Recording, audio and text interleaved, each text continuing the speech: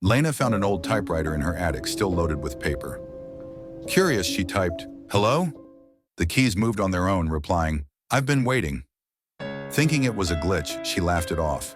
Until the next morning, a new message appeared. "Don't leave the house today." She ignored it. By noon, sirens echoed. A car crash had occurred right where she would have been. Shaken, she ran back to the attic. The typewriter clacked again. "You're welcome. But now it's your turn." The keys began typing a name she didn't know. "He dies tonight." What if the typewriter doesn't predict the future, but commands it?